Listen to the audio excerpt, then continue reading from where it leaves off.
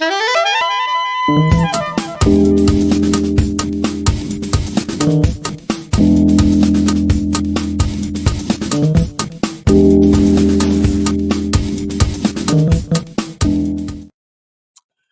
hello there, and welcome to a book launch live cast here at Ignite Press. This is actually our last book launch of the year. It's been a productive year at Ignite Press, and we are ending it on a phenomenal note. I have to introduce to you a gentleman of great accomplishment and also of great quality. And we're going to talk about his new book, which I'll be sharing with you in just a moment. Now, before we go further, though, I want to let you know that we here at Ignite Press specialize in helping to get messages out to the world for business owners, coaches, speakers, consultants. And if you have been working on a book and if you would like to see that message get to the world, you can reach out to us through Ignite Press at our website at ignitepress.us. Well, my goodness, enough about us. Let me share with you today author General Robert Mixon, and we're going to be talking today about his book, The Power of Being All In, Why Today's Transformative Times Demand Transformational Leadership. General, how are you today? I'm well, Everett. Thanks. It's a great day for all of us, I think, to be able to share this new book with the American audience and beyond.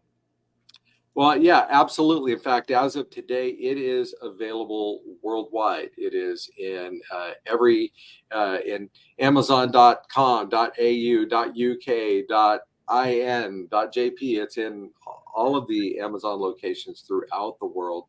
And I guess I should let everyone know that today is also a special day in the sense that you can get the book on a launch special for 99 cents for the Kindle version. Now, if you're watching this on YouTube, Facebook, LinkedIn, feel free to go ahead and put in your comments, your questions, and I will do my best to bring them to the General's attention as we go. So, General, this is not your first book. This is your third book, if I understand correctly. Yeah, basically that's true, Everett. Yeah, this is the third book I've been privileged to be a part of, and it's a continuation of a story, but it's also a new story in many ways. Okay. And I think it'd be helpful. Can you tell us a little bit about your background? Tell us how you got to this point. Well, I was privileged to be a soldier for 33 years and serve with some of the finest men and women I could imagine being with. After my career in the Army, I went into the business world in the corporate, for-profit, and then non-for-profit sectors. I learned a tremendous amount from some visionary leaders in that context as well. And then several years ago, I fulfilled the dream of having my own company initially, and then subsequently at my own company of Level 5 Associates, helping organizations and leaders grow leaders and teams that are high performing and resilient. Now, what inspired this particular book? What inspired The Power of Being All In? Well, there were two key factors here that really inspired me to write this book. First of all, I felt as though we had been through some transformative times that had affected all of us in a significant way. Global events, life-changing events. And there was a message here I felt as though it was important to share, a call to action with leaders from around the world to, step up and take ownership of being servant leaders. And I was privileged to have a number of other executives join me and participate in interviews that are part of the book, where they shared their stories about what we've been through with the past 5 or 6 years, what we've learned, and then what do we do with this? How do we take these lessons and bring adaptive leadership to life? Well, and that's what I want to talk about initially here is adaptive leadership. I think of your time in the Army and uh, and I think to that time, and I think about you're an expert in adaptive leadership. You all throughout your military career, right? Adapt and overcome, adapt and overcome. Can you tell us a little bit about how that plays out in the military versus how that now applies to us in our businesses and in society? Well, I think there are some enduring principles that I was privileged to learn in the Army and then refine them as I went into the next phase of my life. And they're fundamental principles that I call the big six principles, not rocket science, but the basics of leading people effectively and building cultures of excellence. That really, I think that those lessons endured with me because I was able to see how adapting the principles to the environment that we were in, both in the military and the corporate world, gave us the resilience to excel, the resilience to accomplish difficult missions under trying circumstances, and to learn from our mistakes. And that's really one of the most powerful aspects of adaptive leadership, is being a learning leader. And is that also one of the greatest challenges of leaders? Staying in a learning mode instead of a directing mode. Well, I think so, and I do talk about it in The Power of Being All In. That I grew up in basically a culture of compliance, and it was a more directive culture. And then as we adapted, both in the Army and then I think after that phase of my life, I learned that the culture of compliance is not nearly as effective as the culture of commitment. And that buy-in is where the message resonated with me. And I was fortunate to have some other leaders join me in the journey of building this message and the power of being all in. So, in fact, let's talk about that. Would you mind sharing a few of the names of the people or the positions of the people that have also contributed? Because I know you've interviewed some really incredible people in the development of your book. Well, certainly, I was, like I said, very privileged to have several key leaders participate in the power of being all in. General Martin Dempsey, who was the 18th chairman of the Joint Chiefs of Staff, was a key element on our team, key member of our team that participated. Mr. Dave Pinder, the president of Cardinal Insulated Glass, was a big contributor. There were over a dozen executives, men and women, who've been very successful as entrepreneurs, as leaders in the nonprofit sector, who helped contribute to the content of the world of adaptive leadership that we're making the case for in the power of being all in. Okay. And in fact, we had a question come in from Zelda. If you don't mind, I'll put it up on the screen here. Can you share an example from the book that illustrates the power of adaptive leadership in a challenging business scenario? Yeah, I think certainly the pandemic challenged all of us, and all of the interviewees in the book talked about their experiences in the pandemic where they had to adapt their leadership style to an environment where fear had become to dominate the workplace. And you had the hybrid construct where some offices were almost completely empty and people were working from home, and then other people, as the disease became, I guess you would say, less insidious, wanted to come back into the workplace, and other people didn't go back to the workplace. And so if you didn't adapt your leadership to having a hybrid environment, then you ended up with us and them kind of construct in your workforce that many of the leaders that I interviewed talked about, how they adapted to that environment and still made people feel valued as a member of the team, even when some of them weren't physically there every day as we had been before the outbreak. Yeah, I think back to that time, and I think how polarized people's opinions were in regards to things like working from the office or working at home, masks or no masks, those types of things, and how, especially across a broad company, you would have people on both sides of that fence, and while at the same time watching the leadership our country's leadership giving sometimes two different messages too about, oh yeah, you got to wear the masks, and oh they work, and oh no they don't, and oh you shouldn't, and things changing from day to day. I remember I was talking with a restaurateur last week, and he was just saying, just trying to chase his own city's regulations, changing regulations about outdoor dining, indoor dining, what can you touch, what can't you touch, was absolutely insane. And as a leader, what do you do with that? How do you lead in that kind of an environment? Because hey, these challenges, maybe not the same challenges, but challenges are going to keep coming, right? Yes, and I talk about a number of the challenges in the Power of Being All In. The pandemic, the expansion of gun violence in our society, the political polarization that has at times gripped our nation. We've just had a number of uncertainties, which have again highlighted the importance of adaptive leadership, of those fundamental principles, and adapting those principles to the environment that we're in, so that you can create a culture, an ecosystem where people do feel valued.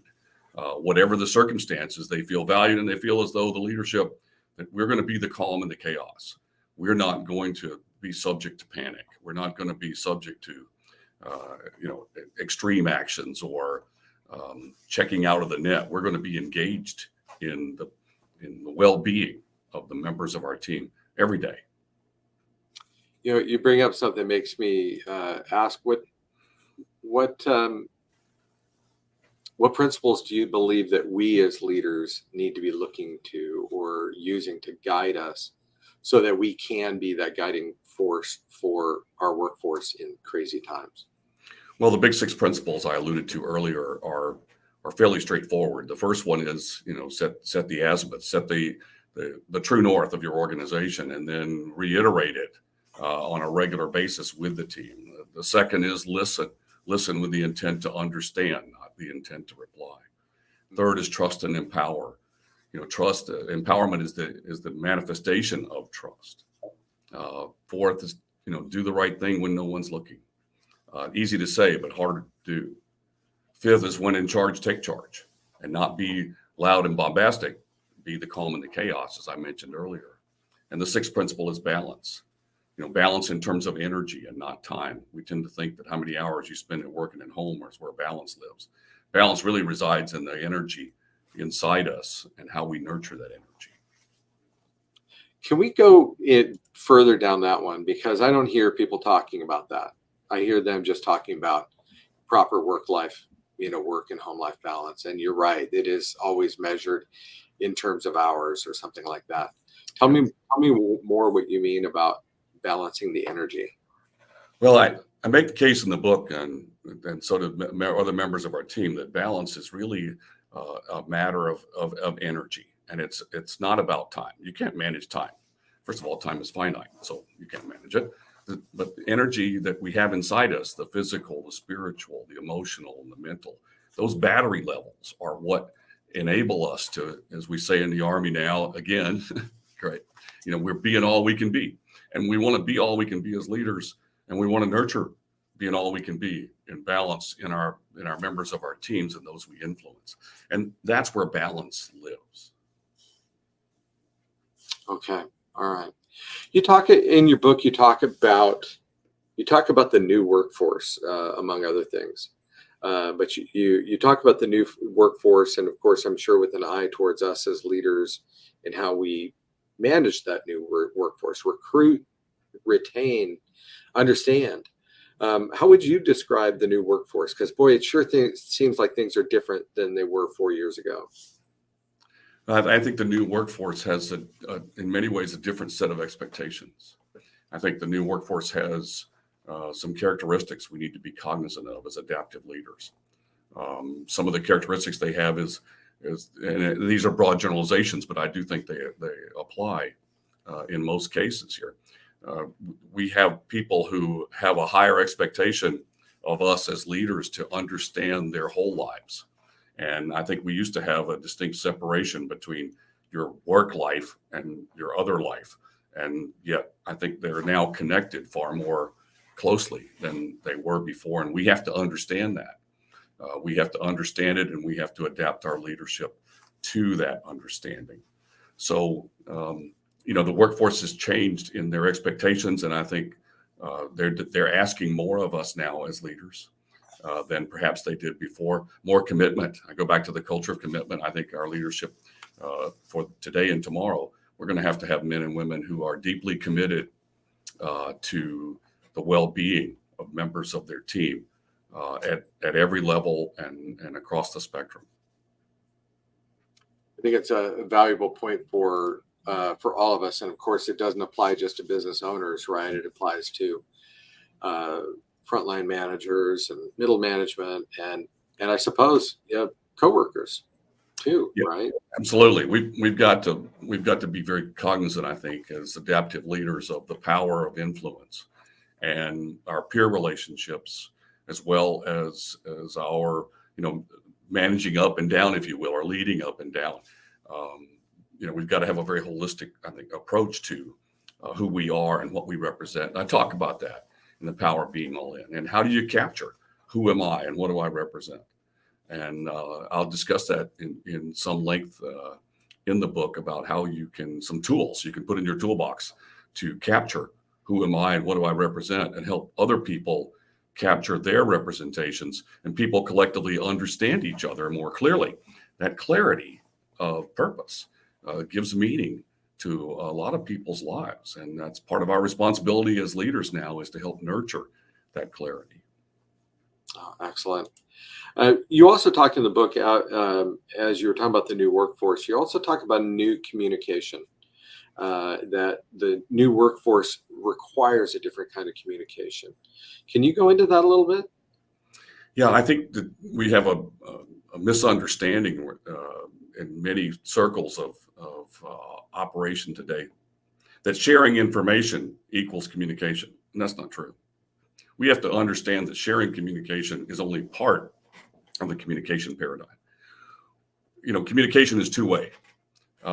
You have to acknowledge that what you heard and understood was what someone transmitted, and not just think that reply all is your answer to communication, because that's just a sharing technique. So in our various forms of information sharing today, we have to weave them into a communication model. Email and texting are not necessarily communication tools. They are sharing information tools. Only if they're acknowledged and understood by the recipients do we know that there's communication taking place. And I think we still have to, remember the extreme importance of personal communications. That face-to-face is the most powerful venue of all. And in the virtual world, we have to replicate some of the face-to-face techniques of body language and tone, and back briefing that I heard what you think. I think you told me, and it was clearly understood. Those kinds of tools have to be part of our toolbox every day. It's interesting you bring that up. Here we are communicating, virtually, and utilizing a virtual tool in order to share this interview with the world. And yet so much of the world right now is virtual communication. It is Zoom and those types of things. How do you feel? Do you have an opinion about how that impacts that these new communication demands? I think it demands that we are more deliberate. We have to be more deliberate in our communication methodologies.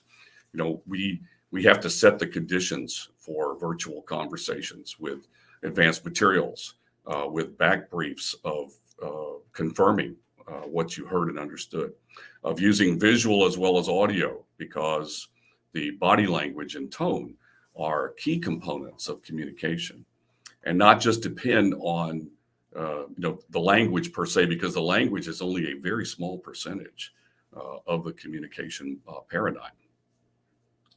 Yeah, it's funny. I think that's where it's a little harder, right? Because obviously we're communicating by camera and microphone, and we may miss some of those cues, right? It probably does require us to be more intentional about keeping our eyes actually on, the people on the screen, Right. which of course is hard when we've got these other distractions on our screen, or there's 9 people in the meeting or 29 people in the meeting, right? And what a challenge, really what a challenge that can become. I think it's a discipline too, Everett. We have to develop some disciplined activities and different, I say, behaviors when we're in a virtual session, so that it appears to everyone, and it should be the case, that we are, again, all in, and we are not somewhere else. That kind of body language, tone, again, responsiveness to inquiries and things like that. Those are discipline skills that we need to teach our leaders how to do them effectively. I've been in a number of conversations over the past several years in a virtual environment where it was clear to me that a significant number of people participating in the session were not prepared for the session, and they didn't respond as effectively as they could have because they weren't coached. Their leadership didn't give them the kind of mentoring that they needed to be effective in this environment. So let's talk more, and we just have a few minutes left here, but let's talk more about principles, about commitment, and about the all in, because it seemed to me from your book that that's the ultimate secret. That's the ultimate thing that will carry us through, because the challenges will be ever changing, right? The workforce will be ever changing. Our business environments and the things that we encounter will be ever changing. But what can we do? What can we do to have the focus necessary to carry us through those challenges?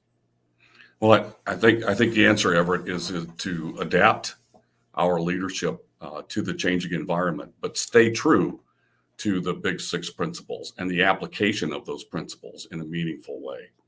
We can stay true to those six principles, and the technologies can move at warp speed as they're doing right now, but we don't allow the technology to take over our leadership responsibilities. We employ the tools in a meaningful way, but we focus on the power of communication, the power of listening, of developing common understanding, and of building a culture, an ecosystem where people feel as though they belong. And that's where I think our future lies as effective leaders, is in adapting our leadership techniques based on those enduring principles. Well, and I can't think of a better person to learn this from than you, an Army general and experienced business consultant. I just can't think of a better combination. Thanks. I want to share this comment. We have a comment here from Andrew, who said, "Bought my copy and agree with General Mixon's approach. Our world is rapidly changing, and we need common principles to develop the leaders of tomorrow." It seems like you and he are definitely of a mind, General. Well, yeah, thanks. And Andrew's a visionary young leader who has a very bright future. He understands a lot of what we've been part of in this discussion, and he's a contributor to the power of being all in.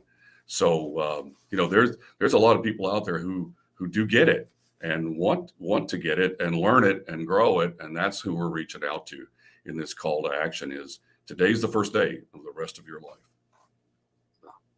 Well, thank you so much. Let me remind everybody that they can pick up The Power of Being All In on Amazon right now. The paperback is there, the Kindle is there, and it's also on a launch special, currently 99 cents. Cannot guarantee how long that will last, so make sure to pick up your copy today. And think of this as we approach Christmas, and just really any time of the year. This would be a phenomenal gift for someone that you know that is in a leadership role or is an aspiring leader and wants to prepare for being in a leadership role. This is really an incredible resource for them. So I encourage you to pick that up. Well, General, if people want to reach out to you, if they want to engage with you, perhaps hire you, talk about consulting and for their business, or hire you for a speaking presentation, what's the best way for people to reach you? Well, there's really two ways. First is our website, www.level5associates.com. Spell out the 5. That's one way to reach us. You can contact me there, or send me a direct note at robert@level5associates.com. And so I am watching and listening, and every day I'll respond back to you, and we can begin a conversation on how you can perhaps accelerate your journey to being all you can be. Excellent. Thank you so much for joining us today, General. It's been an absolute joy to work with you. Also, I think I'd be remiss if I didn't call out a couple people that have really been instrumental in the project. I think Susan Merlot, who was kind enough to introduce us and has done so much behind the scenes for you Absolutely. in the project. Then also Bonnie, for the work that she has done in helping to work with this manuscript and to advance it. And then, of course, the rest of the Ignite Press team here. I just want to thank them for, so often we just go on our merry way, and I forget to thank some of these key people like Zelda and Malia, and I'm just. Yep. Well, thanks, Everett. I certainly am, indebted to your team there at Ignite Press. Bonnie McDermott and Susan Merlot are champions who really helped bring this book to life, and I'll always remember the help that all of you provided in this effort. So thanks very much. Really our joy. Thank you so much for joining me today also on this live cast. Congratulations again on a beautiful and powerful book, and a book launch that is ongoing as we speak. So thank you so much, General. Thanks. We're excited. Appreciate all your good work. Thank you. Well, everybody, there you go. You've met General Mixon, and I tell you, you need to learn more about him and more from him by getting into his book. And also feel free to engage with him at level5associates.com or at his email, robert@level5associates.com. I encourage you to do that. Now, if you have a book or a message that you would like to share with the world, please reach out. We would be happy to just have a complimentary book consultation. You can find our website at ignitepress.us. That is ignitepress.us. And I would be happy to talk with you about your message, what you want to share with the world, and how you would like it to impact your business, your brand, or your organization. Thank you again for joining us. Take care and God bless.